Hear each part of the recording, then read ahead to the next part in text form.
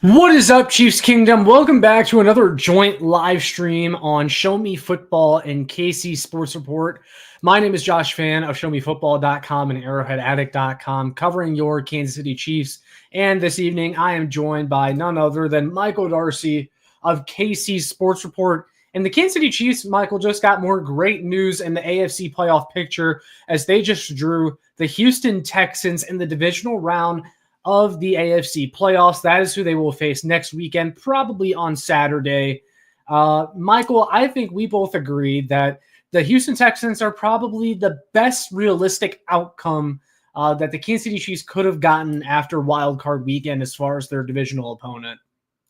Oh, yeah. Listen, when you're looking at some of the other teams that, were in this bracket, the Chargers and the Broncos, I understand that they lost, and a couple of them, actually, they both got blown out.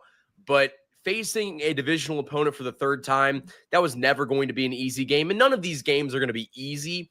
But I look at the Houston Texans as a team that is playing on borrowed time, is a team that, they did look good against the Chargers in the second half, but it's easy to look good against a team when they turn the ball over 4 times. When Justin Herbert throws 4 interceptions, you sack him 4 times. I mean, that's to be expected. And they also had a pick 6 in the game. So I do think that this is a fantastic matchup for this Chiefs team. Probably the best case scenario, I would say, for this team going into the divisional round. You got to win this game. You go to the AFC Championship game, and then you get to duke it out against either Buffalo or Baltimore, which is the best case scenario because, looking at some of the other ways that this weekend could have played out, there's a chance that you could have played the Broncos in this game or the Chargers in this game, but that would have meant that the Bills lost, which means that you would have had a, Ravens. The Ravens easily make it to the AFC Championship. Yeah, who would they play, though, if the Bills would have lost? It would have been Ravens-Texans. Like, that's a matchup that would not go very well for They just smacked them a few weeks ago.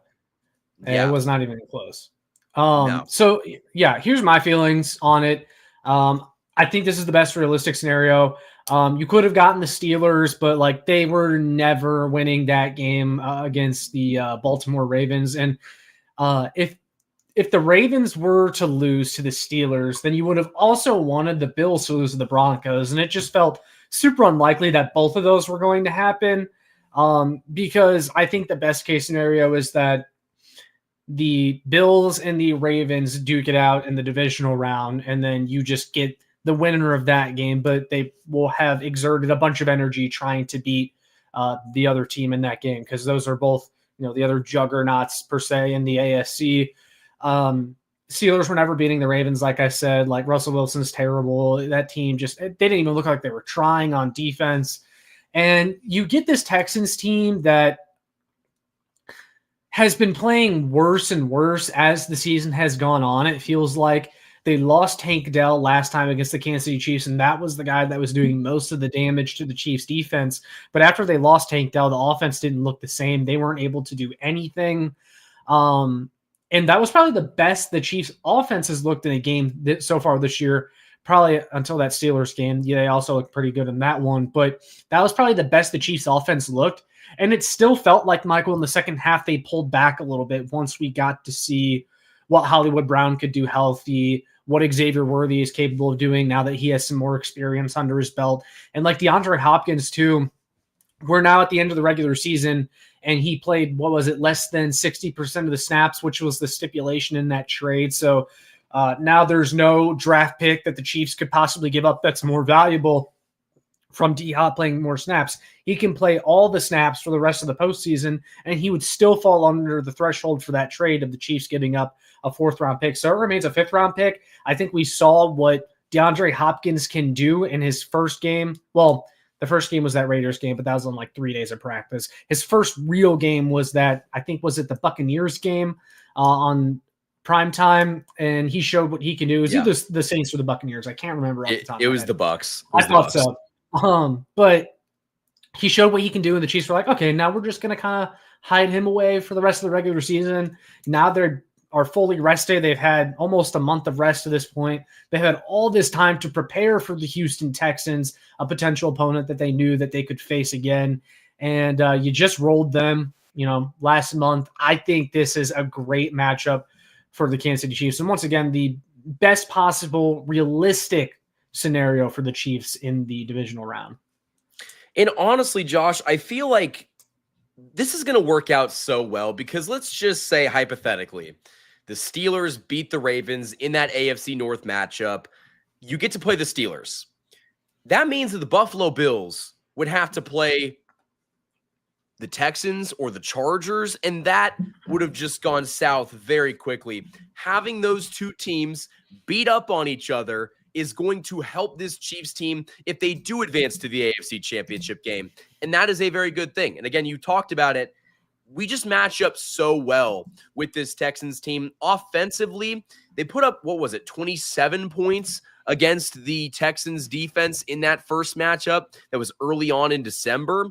And so I look at this Chiefs team, and I feel like they're coming off of so much rest. They're going to be prepared, and they're going to be ready to go out in this game and execute against a Texans team that I would say is playing on borrowed time. It kind of feels like they won a very emotional game at home against the Chargers. DeMeco Ryans had his team fired up in the locker room after it, saying, did they enjoy their bye week?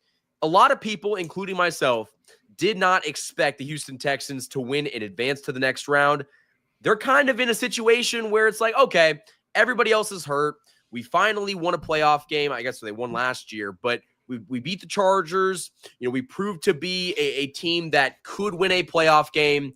This kind of feels like the highlight of their season, and it feels like next week they're going to kind of ride off into the sunset. And I think the Chiefs are just going to be the better football team in this game. You could say that the Texans are playing with house money in this game because they've had some key injuries on both sides of the ball. Kind of lucky to be here, and the Chargers were also, they chargered. Let's be honest. That's what Chargers charger, man. The Chargers charger. Justin Herbert, he threw 3 interceptions the entire season, Michael, and then threw 4 interceptions against the Texans in that playoff game. Justin Herbert is a fraud, I will tell you. I just made a video about that. You guys can check it out afterwards. But, I don't know. Man, if Justin Herbert doesn't win a playoff game by next season, it's going to get real bad over there. But, the Chargers chargered, and that's why the Texans are advancing. You do have to give their defense a little bit of credit, though, because, that is a nasty unit. They got a good defensive line. They got a good pass rush. You're going to have to watch that with the Chiefs' offensive line and some of the uncertainties that still lie within that. We assume that it's going to be Joe Thuney, but it sounds like they're going to try DJ Humphries at left tackle, at least in practice leading up to the game. We'll see what happens there. If you can get a healthy DJ Humphries that looks good and you could move Joe Thuney back at left guard, I guess that would be ideal. But, Michael, I know you and I both agree that you probably just kind of have to play the hot hand, and right now that's Joe Thuney. If it ain't broke, don't fix it, right? Especially when you saw the results of Joe Thuney at left tackle less than a month ago against this very same team. Why are the Chiefs going to potentially outsmart themselves or overthink this and, play DJ Humphries at left tackle? Now, I have seen, some stuff saying that the Chiefs would give more help to DJ Humphries if he was the starting left tackle. They would chip with the running back. They would give him more help blocking with the tight end, which I think would make him better. But, I don't want to rely on the health of DJ Humphries in the playoffs when he's played 2 football games in a year and a half, and he couldn't stay healthy and play the remainder of one of them. So I feel like Joe Thuney's durability should be the main reason why he does get the start. But I also want to give a shout out to everybody in the chat. Chiefs Blitz, Lego My Ego, it's good to see you. Frank, even though you're not a Chiefs fan. John, it's good to see you as well. And Cole in the chat as well. So I feel like the Chiefs are in a situation going into this Texans game where if they go out and even play half of their game, they're going to win because the Texans are a team that capitalized on the Chargers' 4 turnovers, the pick 6, and Justin Herbert, for lack of a better term, shitting himself. And that's why they won. Watching that game, I watched the entirety of that game. The first half was ugly, and the Texans did not look good offensively until C.J. Stroud botched a snap, had it roll behind him. He picked it up and then hit Nico Collins down the field for that massive gain. After that, their offense looked serviceable. But before that, man, it was really bad. And that's a kind of situation where if the Chiefs are playing, they could be up by 14 points at that point in time. Yeah, I do want to bring up this other comment from Chiefs Blitz as well. He says Pat would have been on the floor a few times against Houston if they didn't implement the quick passing game. And I definitely agree with that. I also want to mention this again, Michael, we talked about this on your channel, but something that gets overlooked, everyone is hyping up the young cornerback duo of Kamari Lassiter and Derek Stingley of the Texans right now. And those two have been great, no doubt about it. But if you go back to that Houston Texans matchup, Xavier Worthy had a day going up against those guys. Hollywood Brown did very well early in that game in his first game back. You're going to see quick passes, trying to take advantage of those corners that the Chiefs actually match up well against. And that's not even talking about DeAndre Hopkins and Travis Kelce, who I think are going to be unleashed in the postseason because that's what those guys are here for. They're here for that playoff run. And we saw something similar with Travis Kelce last year where the regular season was kind of slow for him. He didn't have that very many big games. Then the playoffs come. And man, he's productive. He turns the clock back. So you're going to be looking out for that. My main thing with DJ Humphries, though, I think we agree once again that a healthy DJ Humphries that's not rusty is the best option at left tackle.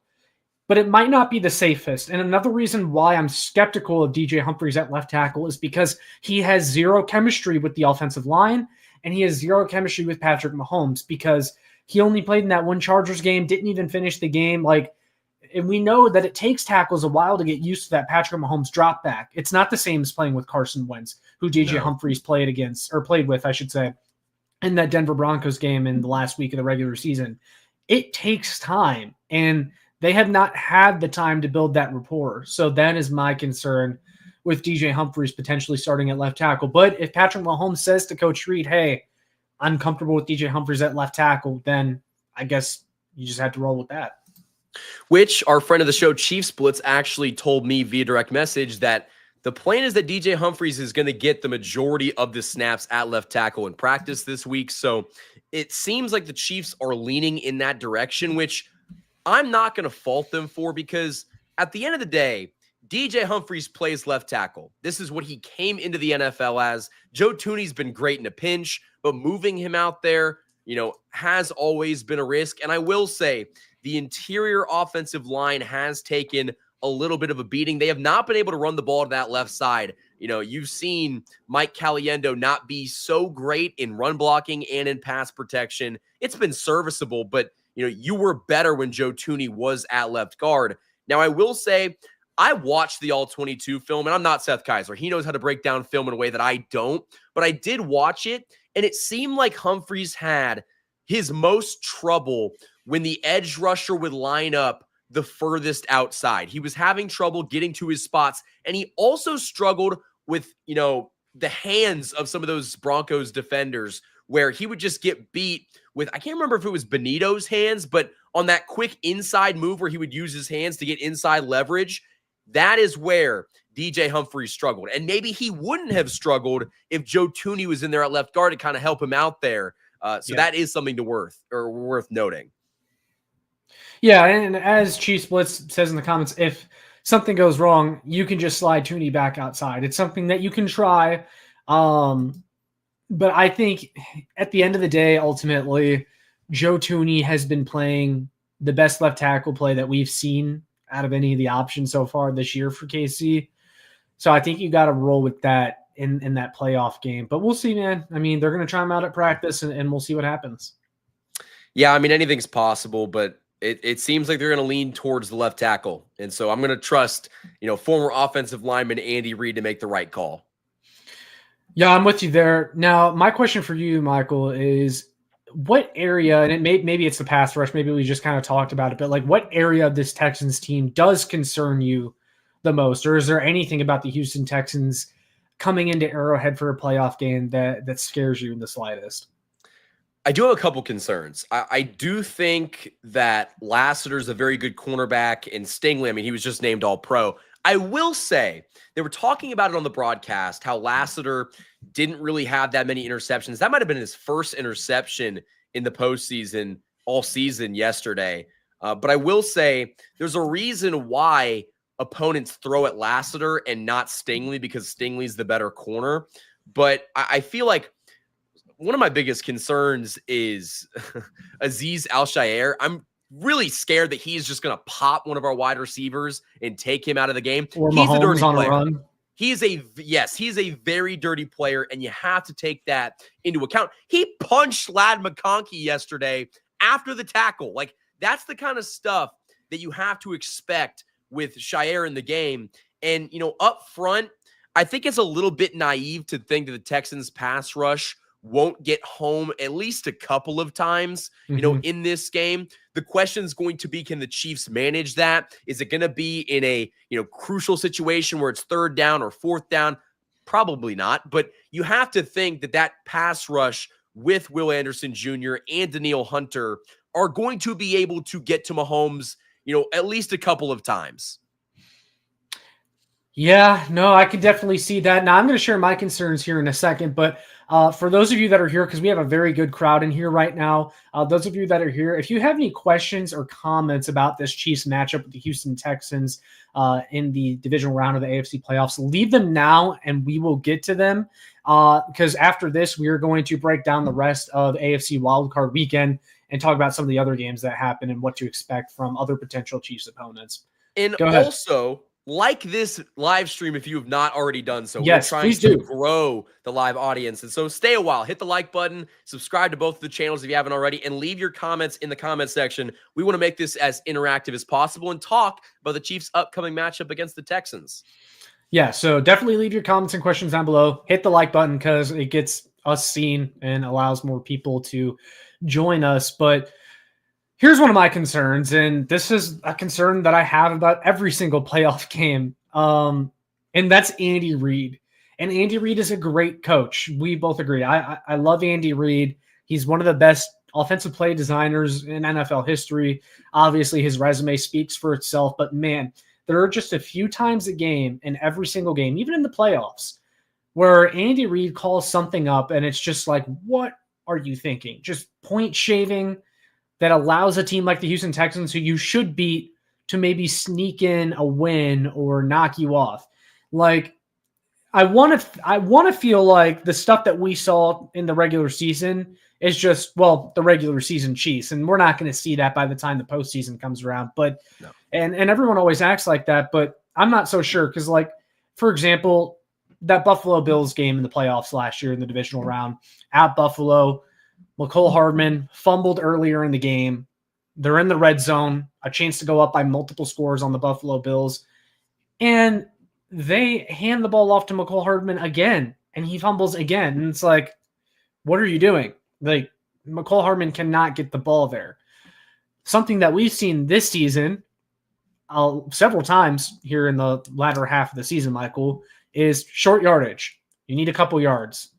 They hand the ball off to Isaiah Pacheco in short yardage, and he gets stuffed. Not once, but twice on the same exact play, when that should have been Kareem Hunt in short yardage, and Kareem Hunt is obviously this team's short yardage back. In a situation like that against the Houston Texans, is Andy going to make the right decision? Is he going to hand it off to Kareem Hunt in the red zone when they need a first down? They decide to go for it on 4th down. That could be, something that ends up being a 14-point swing in a game like this. That is something that concerns me because this Texans team, although flawed, has a good enough quarterback, has good enough weapons, can create turnovers where something could potentially happen if you're not up for the task. You have to rise to the occasion. I said in your video, Michael, that we did on your channel, like, this has Chiefs win written all over it because this is a team that you beat handily less than a month ago. They're injured all over. It's in Arrowhead. They're relatively inexperienced, but sometimes you can get a little too comfortable and things can happen. So that's my concern about this game.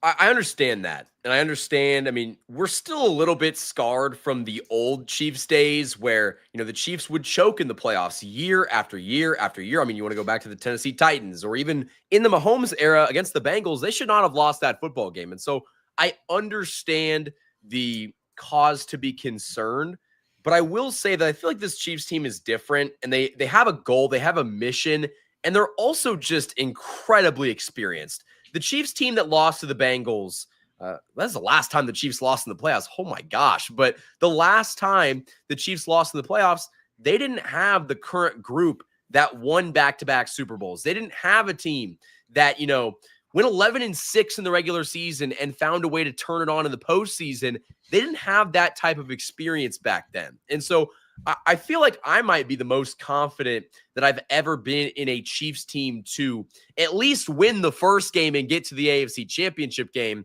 especially after watching what Houston did in the first, half of that game, because they could not run the ball in the first half. The offensive line, the interior was really bad. And so I really don't think that the Texans are going to be able to find that same success offensively that they found against the Chargers, because, the Chargers turned the ball over so much and gave the Texans so many opportunities that I don't expect the Chiefs to give. I think a lot of this matchup also depends on the health of Jalen Watson and where he's at. He's been designated to return from IR, but that doesn't necessarily mean that he's going to play in this game. Now, I think we can expect to see him back at some point this postseason, but will that be this game? If it is, the matchup gets a lot easier because this Chiefs defense has been a different unit with Jalen Watson out on the field.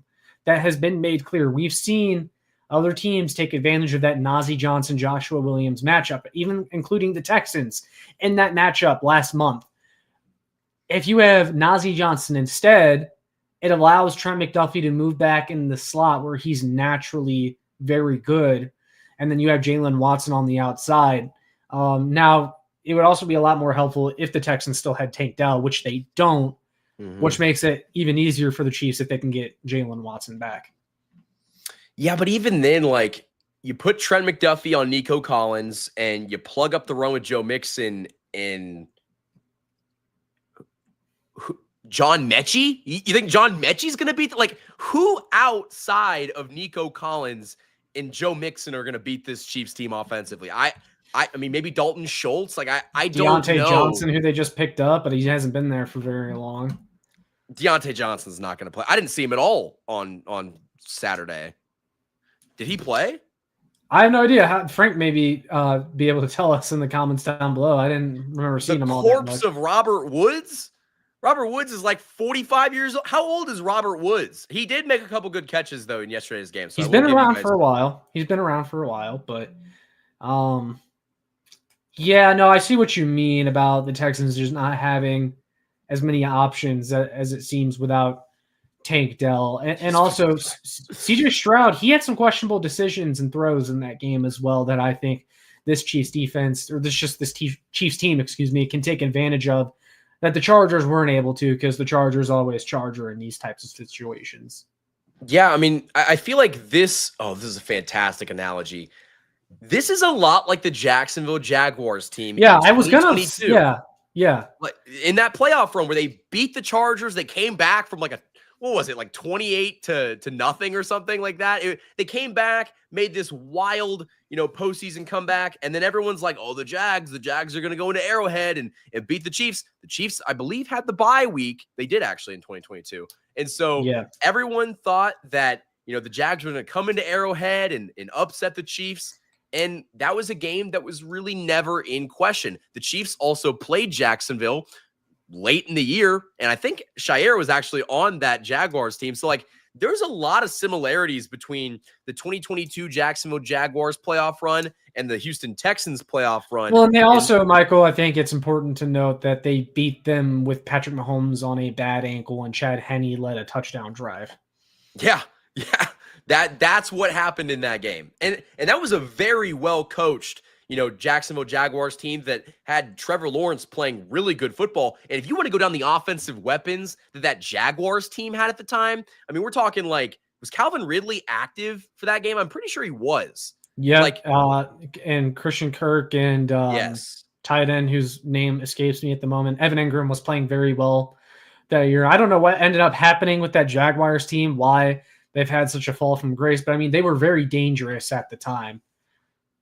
Yeah, no, it's a very similar situation that I think they're the most comparable because, the Chiefs are coming off all this rest. It feels like a team from the AFC South just got a hard-fought win against the Chargers at home, and it feels like history's repeating itself. Yeah, no, I think that's the best situation to compare it to, and I think you can expect to see similar results. I think this will be a game that the Chiefs will win. Obviously, I'm picking the Chiefs to win, spoiler alert. But they match up very well against them. They just played them not long ago and showed that they could handle them rather easily, and that was without really opening up the offense much in the second half. So I'm confident. I'm confident too, and I feel like if there wasn't a reason enough to be confident, the Chiefs are inevitable. Like, the Chiefs are one of those teams that every single year they will turn it on in the playoffs, and I feel like it's going to take a very strong effort from either the Ravens or the Bills to beat this team in the AFC Championship game. Now, I will say, I don't want to get overconfident. The last time I was overconfident was that 2021 AFC Championship game against the Bengals. I was like, there's no way the Chiefs lose at home in the AFC Championship game. Patrick Mahomes just completely forgets how to play football in the second half, and we lose. But I don't expect that to happen. This team is just different, and they've also proven over the past 2 postseason runs that you're going to have to go through 15. It doesn't matter if it's at home or on the road. This year it's at home, and they only have to win 1 game to get to the AFC Championship game. And in a 1-game scenario, who are you putting your money on? Because if you say the Texans, you're lying. Yeah, that's kind of how I look at it, man. If you were to put money on one of these teams, you're putting money on Patrick Mahomes in the playoffs, especially in the divisional round. This team does not lose in the divisional round. They never have with Patrick Mahomes at quarterback. So it's kind of like how the Bills are wild card merchants. Like, they win every single year in the wild card round. They'll beat the shit out of the 7 seed or just some lowly team that sneaks their way into the playoffs. And then when it comes time to like play in the divisional round, they're like, I think they're like 3 or maybe it's like 1-3 or something like that. And then the AFC Championship game, they're 0-1. So like, after this round is when it gets real. And you've seen historically the Bills have fallen off. The Ravens haven't been as good. And so like, I feel like the Chiefs are just in such a good position. And the bracket, I think, did pan out because, listen, if Denver found a way to go into Buffalo and beat the Buffalo Bills, which after that first offensive drive, I was like, oh, buckle up. Bo Nix is cooking right now. That was the only touchdown that they would score. But like, you know, if Buffalo did end up losing today, the Denver Broncos would not have been a favorable matchup and not been a matchup that I was like, ooh, I'm excited to play this team. Yeah, well, let's jump into it. Well, actually, real quick, I did want to answer this comment from Utah Mountain Family. He says, what do you think about Harrison Butker and how he's been missing kicks? We did talk about that on a recent live stream. Yeah, I mean, it's a concern. I don't think it'll be a concern in this game, but as the postseason goes on, yeah, Butker needs to start making his kicks because if you look at last postseason, they needed every single Butker kick that they got. And he's been missing the kicks that he typically makes as of recently, and I don't know what's going on. I feel like that whole injury situation, they never really told the truth about that, and I don't think he's fully healed, and I don't know. It feels a lot more 50-50 than it's usually been with Harrison Butker and field goals. It feels like the Chiefs are in a position where they're confident in Harrison Butker, even though he's struggled as of late. You know, I read off the stats when we were talking about this originally. He's 8 of 9 on PATs, and he's 3 of 5 from field goals. And the one that he missed was that really ugly, like 31-yarder. I can't remember which game it was in.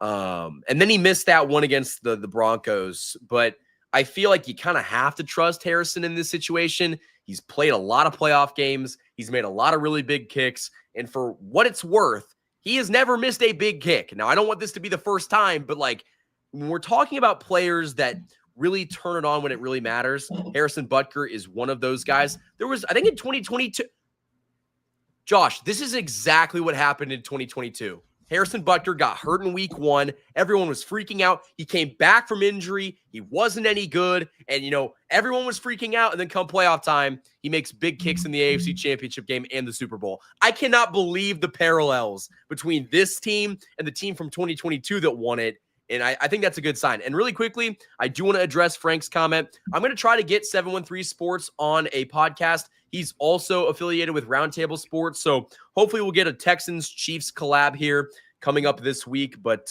yeah, no, it's kind of crazy how these two teams are just very, similar to what they've been over the past couple seasons.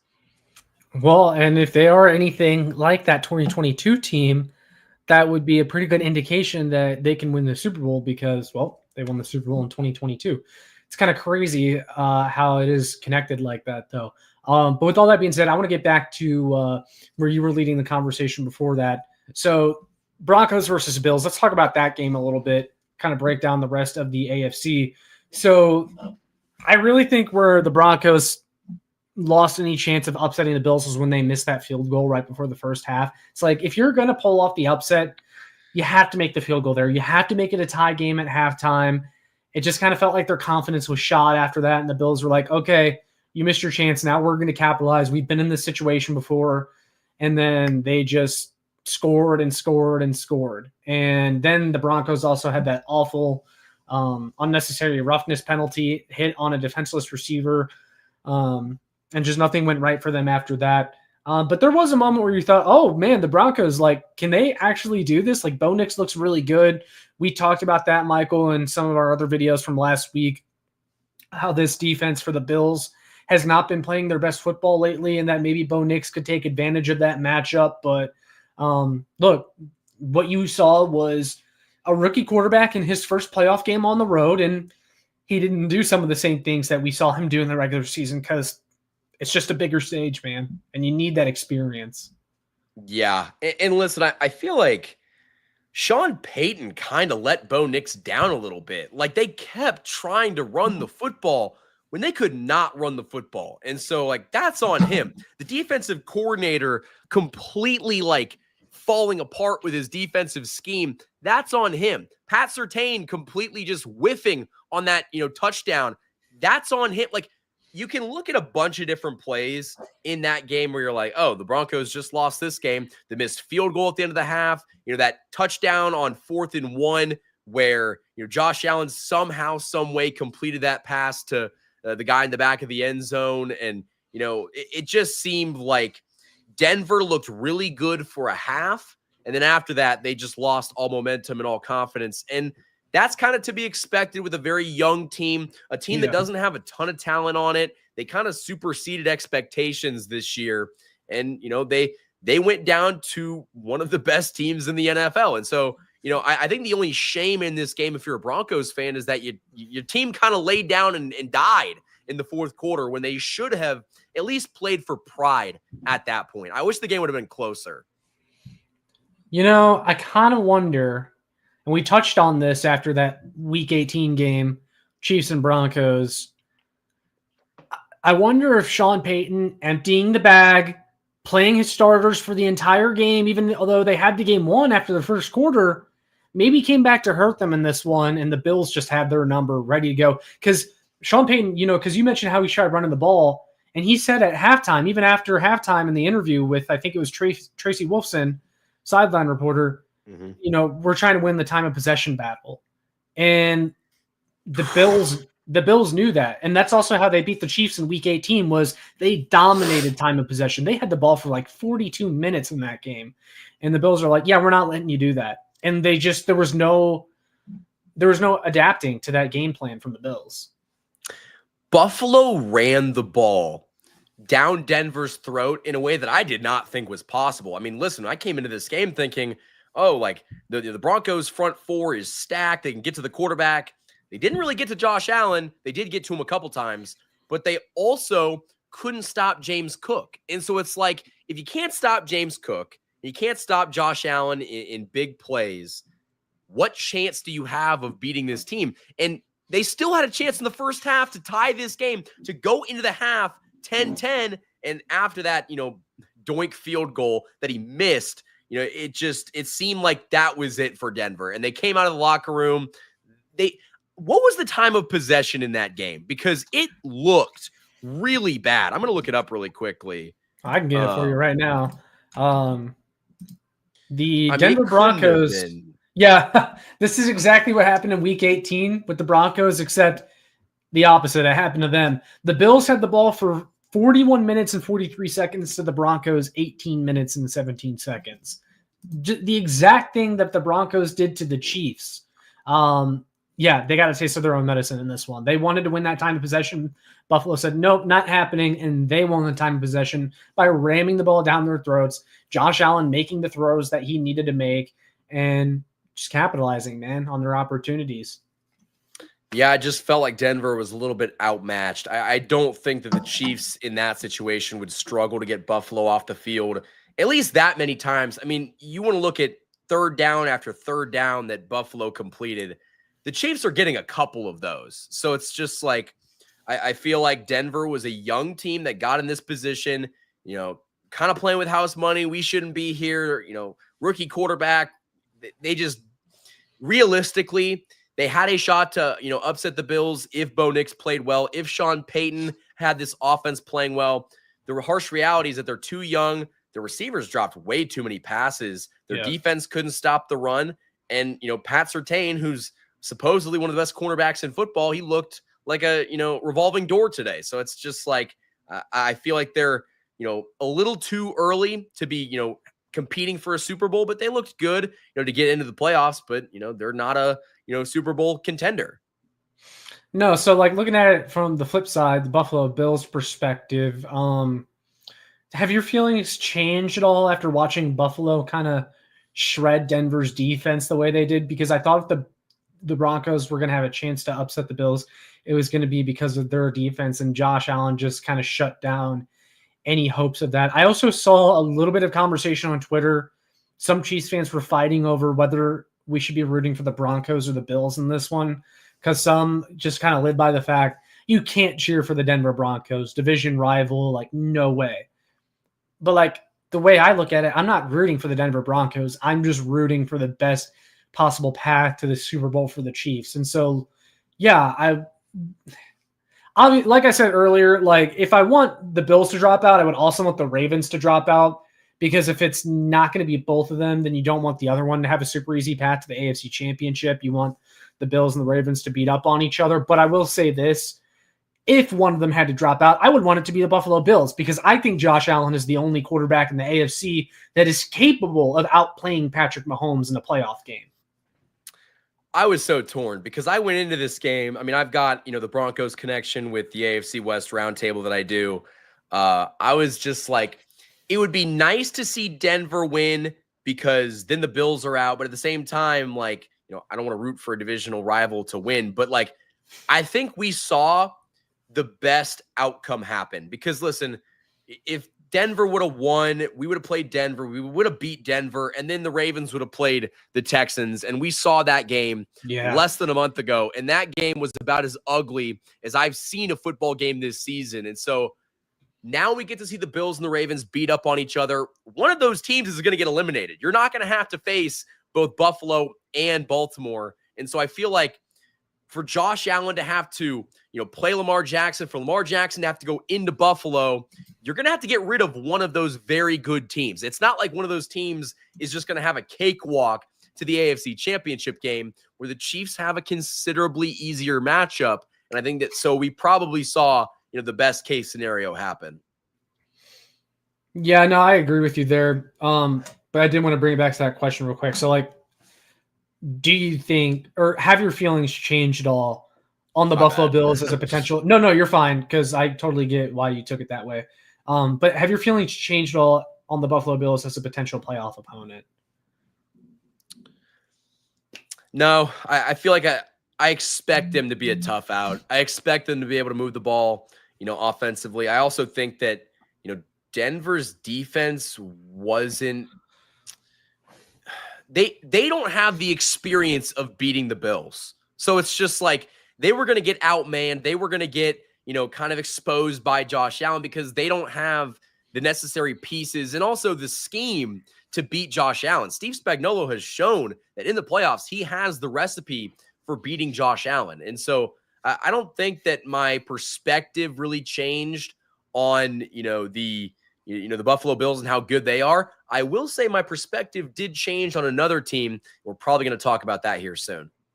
Well, let's get into it because I was going to talk about the Ravens playoff game next. They took on the Pittsburgh Steelers, obviously.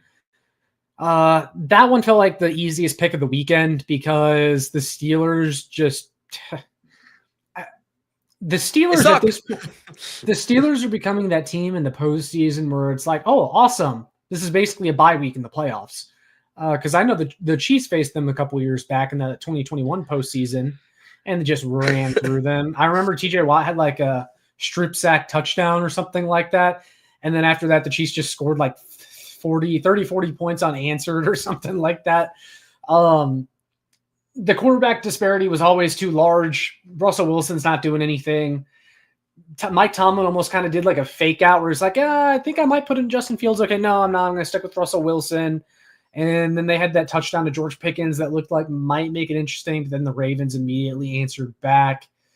The Steelers defense didn't even look like they were trying. Derrick Henry had a touchdown run where he was essentially untouched, even though the Ravens had like 7 guys chasing him.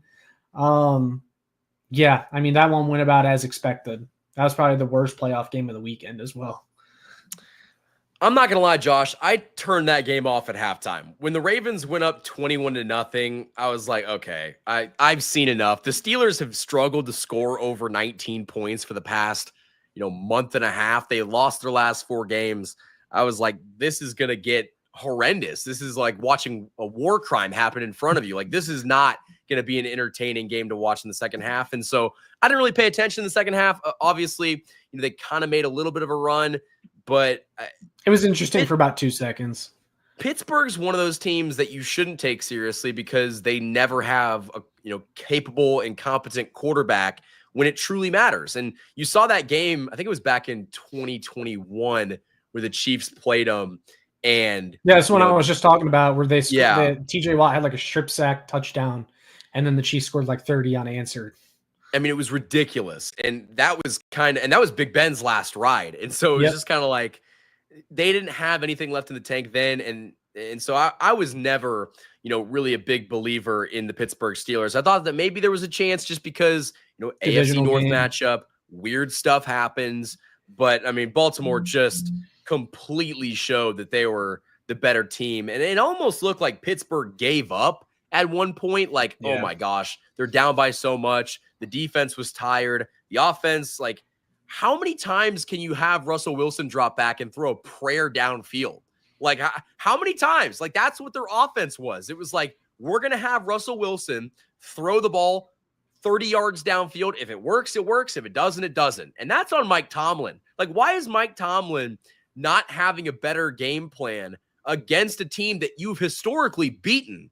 And I just think that, this game was kind of doomed from the start, but, Russ was not cooking in this game. No, he was not. But the Ravens and Lamar Jackson, I mean, they look dangerous on the ground as always, but if you look at the track record of primarily running quarterbacks in the postseason, it's just not all that great. Jalen Hurts had that one really good year with the Eagles super team, and obviously they gave Patrick Mahomes and the Chiefs a good fight in the Super Bowl, but outside of that, it has not been smooth sailing for Lamar Jackson, the Baltimore Ravens. Now, I assume, Michael, that's the team that you insinuated you wanted to talk about. Yeah. So looking at this from the Ravens' point of view, how much of a chance do you give them versus a team like Buffalo, and like, how do you feel about them? My thought process this entire postseason has been that Baltimore's defense is horrendous. I don't think that they have a good defense. I think that you're going to see that probably in this next week, that, when you go up against a quarterback that can put up points, a premier team, they're not going to have the defense that's going to be able to do it. And so I think that's going to be the game of the week next week. Baltimore versus Buffalo. It's in Buffalo. I feel like even though the Ravens are one of those teams that every year they seem fraudulent, this year it's a little bit different because they didn't get away from running the football. When they run the football with Derrick Henry and Lamar Jackson, they're a very scary team. And historically, last year the Chiefs beat them because they ran the ball 6 times in the AFC Championship game. Baltimore got away from their identity, and that's why they lost. And I think that they have to get away from their identity if they get punched in the mouth and they start trailing, because that's when they start to panic. But if Baltimore is able to run the football like they did against the Steelers, which I'm not going to say that, Baltimore looks unbeatable because they did beat Pittsburgh, because Pittsburgh, I think the Chiefs could have beaten Pittsburgh with Carson Wentz. That's how bad I think this, Steelers team is. But I do think that you saw in that game that the Ravens can run the ball. And if they run the ball, like they did against the Steelers, they're going to give anybody a tough matchup. And I don't know if Buffalo, with that defense, is going to be able to hold them to under 25 points. That's interesting. Yeah, so this Ravens team, no matter the players they bring in, it kind of feels like the game plan is always the same. Get up on them early, build up that lead, get them out of their running habits, and force Lamar to throw, and your odds of winning are pretty good. And the Chiefs even did that in week 1. Now, these are two different teams from week 1 of the NFL season, but the Chiefs did that. They were up by 10 at one point in the fourth quarter, and Lamar had to start chucking it, and it just was not enough to win that game. Now, of course, Isaiah Likely, he was inches away from potentially tying that game, but womp womp. Well, that's not the way every week. But my point is, that's not, it was still a loss for them, and Lamar Jackson missed some wide open throws in that game that if he had converted, maybe the result would have been different. Because remember, a couple plays before that, it might have been the play right before, Zay Flowers was wide open in the back of the end zone, and Lamar just threw it out of the back of the end zone, into the first row of the stands. And it's come on, man. These are the plays that you have to make for your team to take that next step to get over the hump. And I just don't know, the Ravens can do whatever in the regular season. They can do what they did against the Steelers and look awesome running the ball. And it doesn't really change the way I feel about them if they were to match up with the Kansas City Chiefs. But I do think they have a good chance of knocking off Buffalo because they did exactly that earlier on. I believe, I'm pretty sure the Ravens won that game. Correct. Yes, they smoked them. That's what I thought. That's what I thought. So they do have the potential to do that. And I think their offense is actually good enough to take advantage of Buffalo's porous defense. So I'll be excited to see who comes out of this one. I'm kind of hoping for the Ravens because I think that's an easier matchup for the Chiefs. Like I said, Josh Allen is the one quarterback, in the AFC that I feel like can outplay Patrick Mahomes in the playoff game. So give me the Ravens, and I do think the Ravens have a solid shot of winning this game. Yeah, which honestly might be best case scenario, because very early on in my content creating journey, this was 2019 AFC Championship game, I remember talking about if the Chiefs defense could stop Derrick Henry. Derrick Henry at the time was just a madman.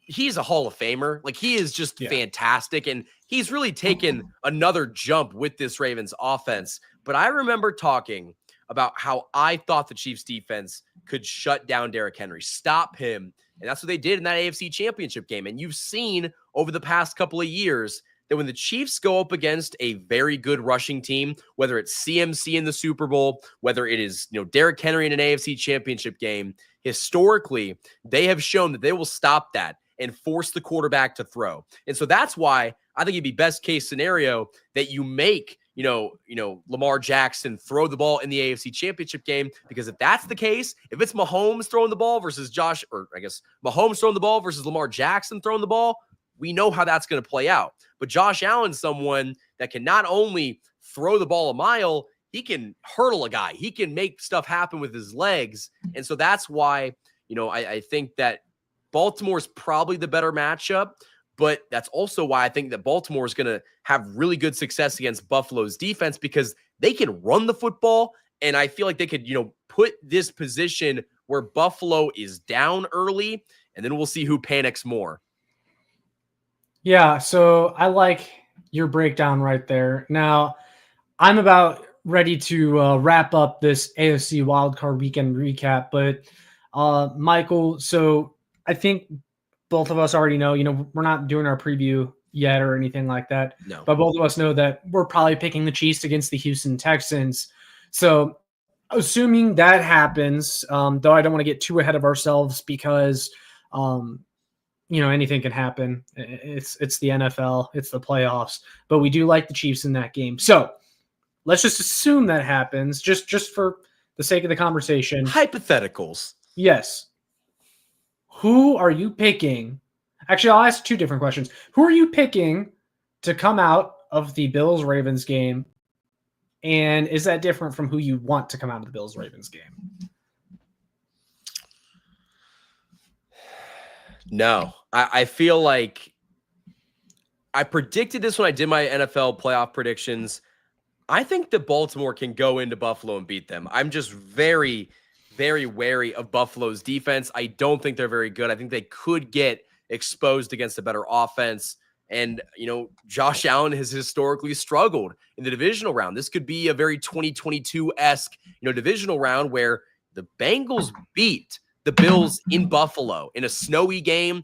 This could be a situation where, Baltimore goes into Buffalo, they run the football down their throats, they make that defense work, and, Josh Allen's not going to be able to do enough to overcompensate for his poor defense. So I think that Baltimore is going to go into Buffalo and beat them. It's going to be close. It's going to be ugly. I think they're going to run the football really well on both sides, but whose defense is better? This is a situation where I think Baltimore's got the upper hand. This is MVP candidate versus MVP candidate. And I think the guy that ends up winning MVP is probably going to win this game. So you think Lamar is going to win the MVP? I do. Because he was first in all-pro voting. And I think that the guy that usually wins first team all-pro usually gets the MVP. Interesting. I feel like it's going to go to Josh Allen still. I hope it does. I hope they might give Lamar Offensive Player of the Year and then Josh Allen the MVP, because usually the Offensive Player of the Year is the runner-up to the MVP. But we'll see what happens. I like it though. I like your prediction. I get the rationale. So we're going to go ahead and wrap up the AFC wildcard weekend recap there. Divisional round matchup is set. The Chiefs will take on the Houston Texans at Arrowhead in the divisional round. One more game and you're right back in the AFC Championship. But with all that being said, guys, make sure you leave down in the comments below what your initial thoughts are on the Chiefs matching up with the Houston Texans in the divisional round of the AFC playoffs. Make sure you like, share, and subscribe so more Chiefs fans can find this. And Michael, before we go, where can the people find you for those of you that are watching on my side? You guys can find me on YouTube at KC Sports Report. If you guys enjoy these live streams, hit the like button on this stream and also comment down below. We want to do this more, especially going into the playoffs. We're going to try to create a ton of content in the next week. Hopefully I'll get a Texans fan on, and so we'll get that perspective. But if you guys like these live streams with Josh and I, hit the like button on this stream and also subscribe to both of our channels. There you guys have it, and all of Michael's stuff will be down in my description as always. As for me, you can check out my work on showmefootball.com, arrowheadaddict.com. Follow me on Twitter at showmefb. That's all we got for you guys in this one. We'll see you in the next one. And as always, go Chiefs. What's up, Chiefs Kingdom? Noah Gray here, tight end for the Kansas City Chiefs. Make sure you like, share, and subscribe to Josh's channel and check out showmefootball.com for more.